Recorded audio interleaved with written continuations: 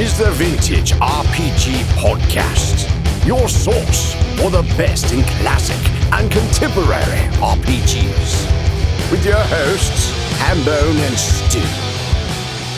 Welcome to the JRPG Podcast, coming at you again from the clubhouse hidden somewhere in the swamps of New Jersey. I'm John Hambone McGuire, and with me, as always, is the founder and publisher of Unwinnable, Stu Horvath. And today we have a very special guest. Yamil is here to talk about When the Sky Comes Looking for You, an adventure designed for Weird Frontiers RPG and DCC RPG, featuring a lone shark luchador and mutated villains in an airship. Holy cow, what a description. I mean, you're going to tell us about it, I know, but like just by reading the description, I was like sold American. So when you hit me up, you're like, hey, could I was like, oh, yes, please. Yamil, it's great having you on the show. Why don't you tell our listeners a little bit about you for those who may not know you before we dive into this?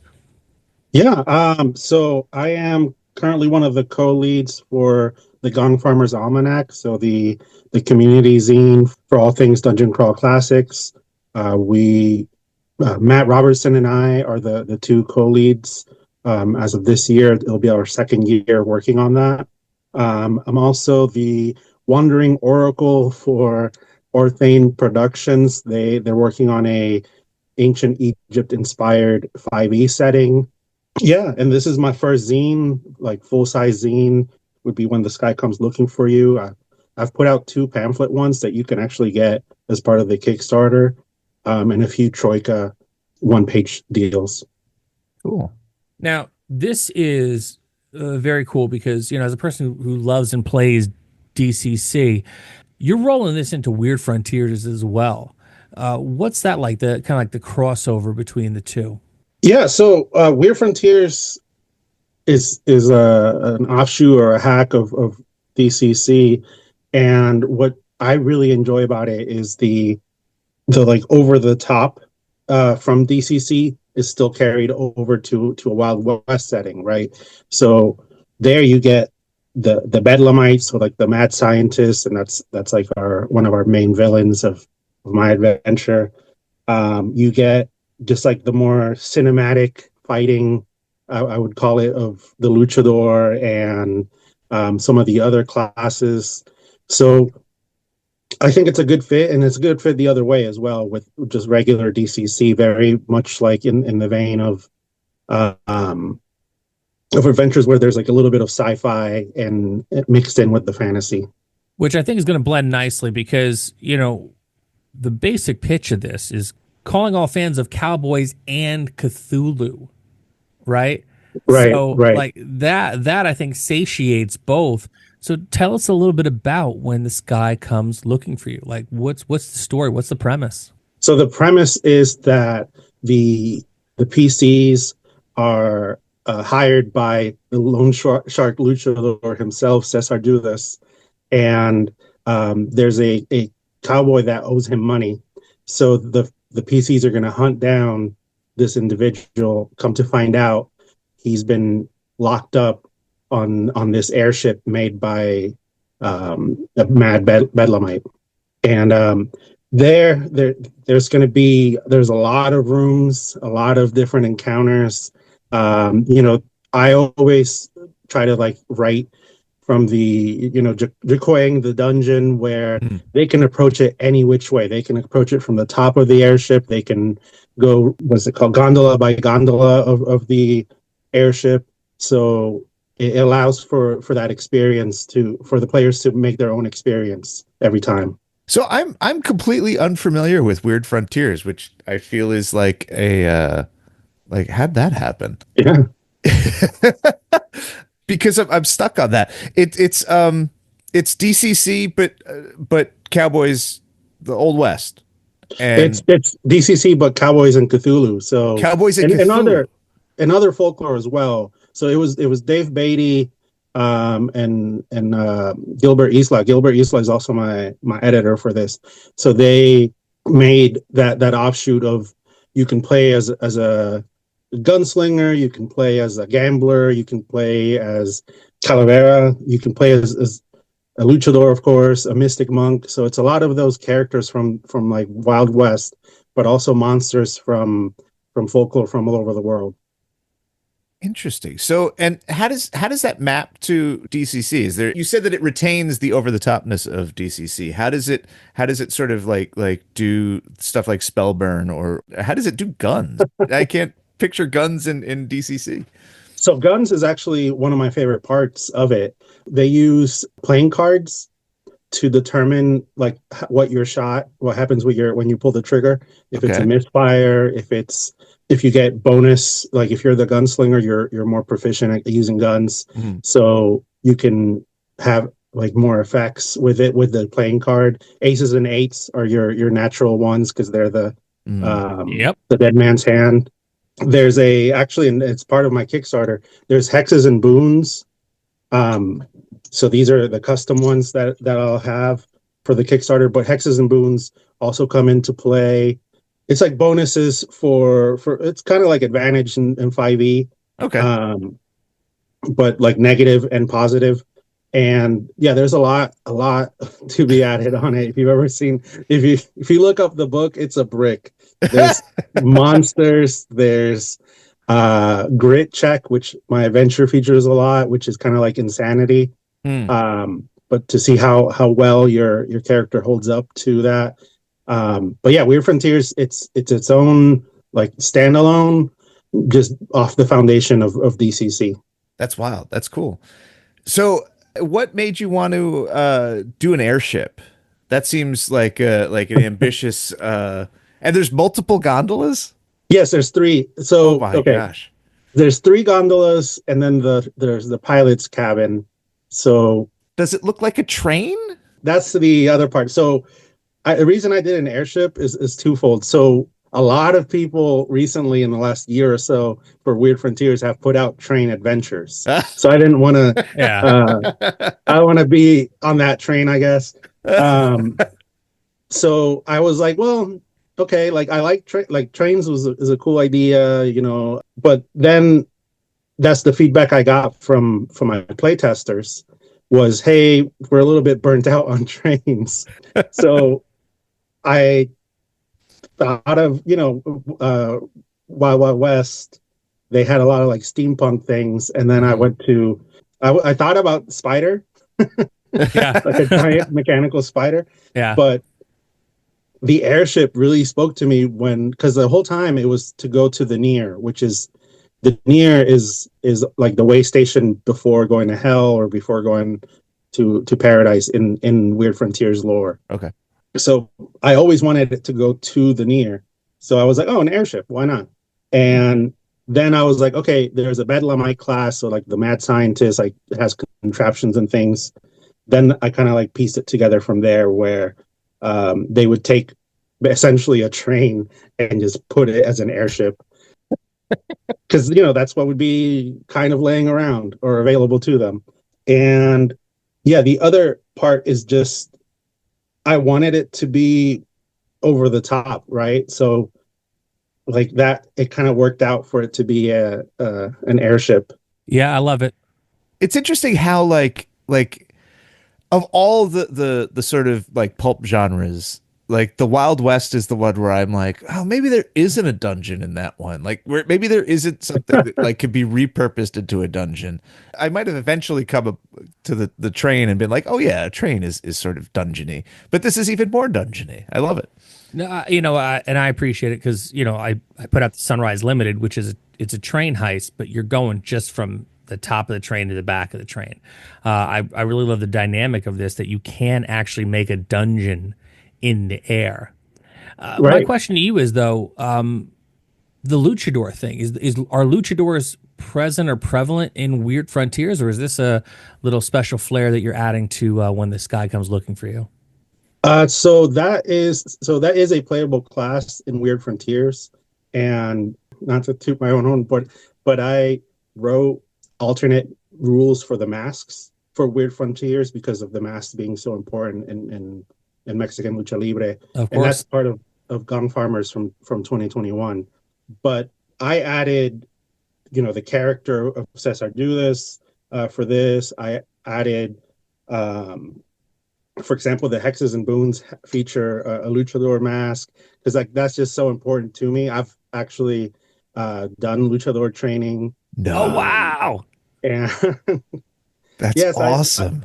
yeah, and I want to like, play with that. I'm not sure if I'm supposed to talk about it or not, but the creator of Weird Frontiers, Dave Beatty, and I have been working for a year now on a all luchador adventure, and it's just because like that stands out to me so much. Oh, sure it does. Yeah. I need to know more about what it's like to train to be a luchador. So I started a couple years ago, and shout out to Firestar Pro Wrestling. That's where I did my training, and I hope to be back and do more there. It's a lot of cardio, a lot of camaraderie, like a lot of like really supportive individuals and people, because a lot of it is a big collaboration. There's a lot of parallels between RPGs and pro wrestling.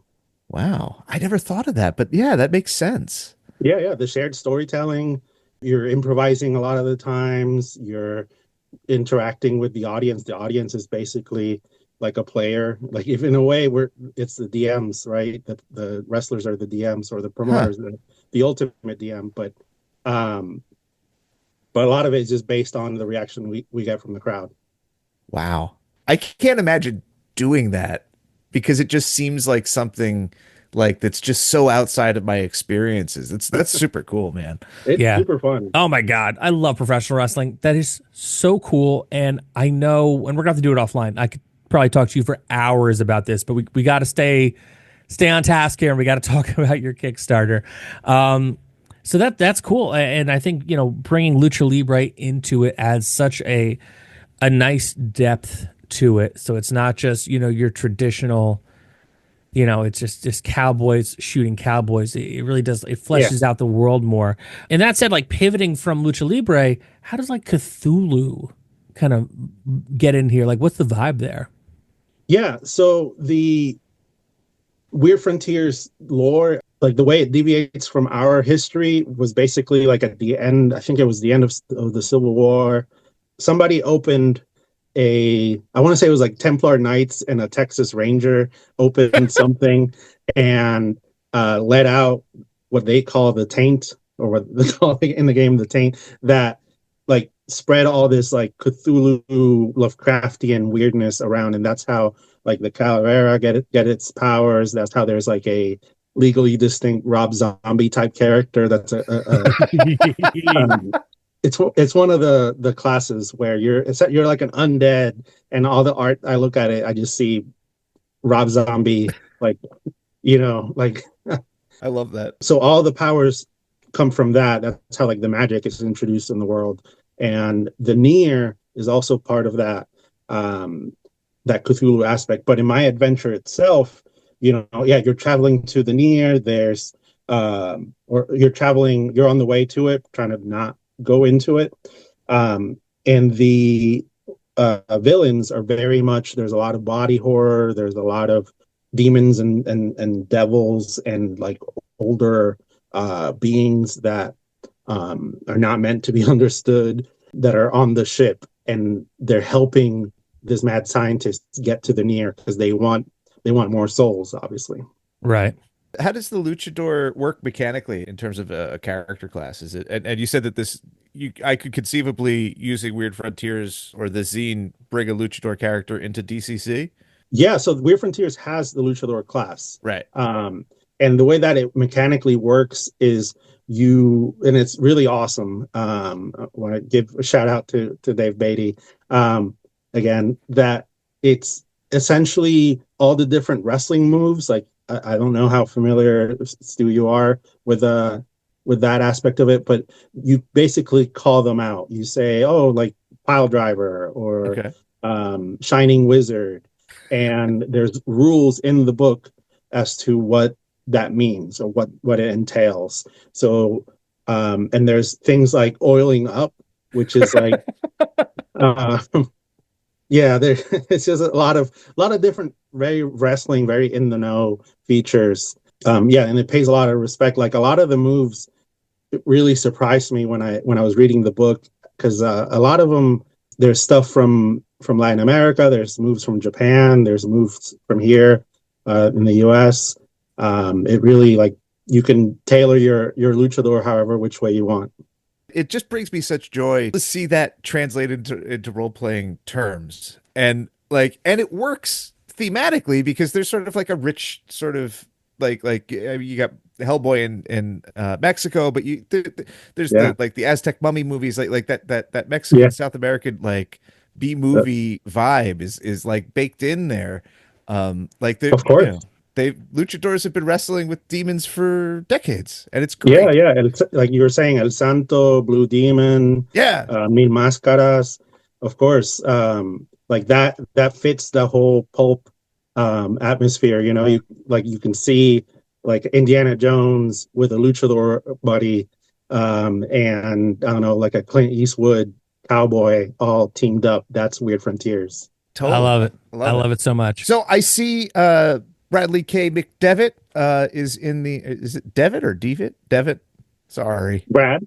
Brad. I see that Brad is in the list as illustrator. What's the art like? And who else is joining him?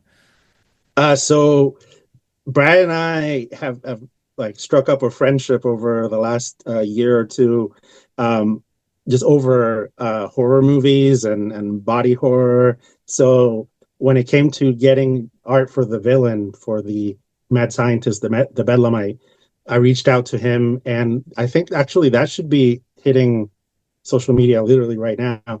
Nice. He provided the art for that, and that's going to be it's awesome. In I guess minor spoiler if you're going to play the adventure, the Bedlamite has basically died and been brought back as a creature made of worms, and that's where some of the Cthulhu influence comes. Yes. So it's he's still wearing the clothes. It's just like a sentient pile of worms, and that's what Brad did for us. The rest of the art, it's a lot of awesome artists. Like I'll start with the cover. The cover was Ed on Fire. He usually does like heavy metal and punk art. Actually, this Yeah. Motorhead shirt that I'm Yeah. wearing was done by Ed on Fire. He's in Mexico. Um, he's done. I think he has like Cro-Mag's shirt. He has it's a bunch of awesome art. So go check him out. There's also Yuri from Shadow Dark. He did a monster that's going to be awesome. He did El Toro Diabólico, so the diabolic bull. There's Christopher Torres, who did Weird Frontiers. He did the portrait of Cesar Judas, the loan shark luchador, and he knocked it out of the park. The art direction I gave him was just, hey, I want this luchador, old retired luchador, to be in his office, and in the background like a picture of him like in his younger days. It's so And good. just knocked it out of the park. Yeah, and a lot of other folks. I think there's 10 or 11 artists that I got for this project. Lone Shark Luchador is just so the juxtaposition of the mask with like the robber baron kind of suit is just like so good. Yeah. Love it. You know, seeing all this in kind of the aspect of kind of like, you know, supernaturalness of it. Have you ever watched Lucha Underground back when it was on? Yeah. Yeah. Yeah. So like there is definitely that kind of like, this is happening. This is kind of mob related, but there may be something more going on here. Like, Yes. I absolutely, that's where I first saw Pentagon and Yes. Yeah. who's now in the WWE. And like, I love that kind of stuff because in a way, luchadors really are like superheroes. Oh yeah. You Oh, know, yeah. and I think having the opportunity to kind of, you know, play one as such in this Weird Frontiers DCC jam up is pretty awesome. Like I think that's the kind of thing that I want to get my hands on. I want to play. I want to do all that cool stuff that I can see luchadors do, but like against the forces of evil. Right. Because yeah, and I see the luchadors as like the paladins of Weird Frontiers. That's cool. Yeah, Where yeah. you usually want to be the baby face or the good guy, but there's room for heels, and that's where like Cesar Judas makes a great heel. And you mentioned that music plays a big part in the zine. Oh yeah, oh yeah. So the title is a Motorhead reference or a Motorhead song, just because I wanted that like frenetic Hell yeah. spirit of Lemmy. There's a whole playlist that I made that it just helped me get in the zone for this type of setting. And there's a lot of music references built into like the different titles of the various sections of the zine. A lot of little hidden gems that I put in just kind of like for myself, but I'm sure a lot of people who are fans of metal, hip hop, rock, everything are going to find. It's always, I always love it when I see something that kind of and sometimes it's subtle and I'm just like, wait a minute, are they referencing this obscure album that I really really love and I thought I was the only one? That's cool. Like it's like a really specific kind of like happiness it brings me. I think there was the one that I always remember is in one of the original couple of Mothership zines. All of the ships are named after Behemoth songs, and I was just like it was just one of those things where I kept coming back to it. I was like, those are all Behemoth. Like it took a while before it dawned on me, and I was like, that's cool. I like that. Well, very cool. I mean, I'm super pumped about this. This drops on February 7th. So by the time you hear this episode, this is going to be going now for about a week. So I highly, highly recommend you check out When the Sky Comes Looking for You. Compatible with Weird Frontiers and compatible with DCC. And Yamil, I'm so glad you came on to talk to us today about it. Where can people find you in the stuff that you're working on the internet? Yeah, so they can find me on joseyamil.com. That's my main website. So JOSEYAMIL.com. Also, I'm part of, like I mentioned earlier, the Wandering Oracle of Orthain Productions. So if you're into 5th edition, if you're into ancient Egypt, come check that out. That's Keshanar.com. So it's the Kingdom of Keshnar.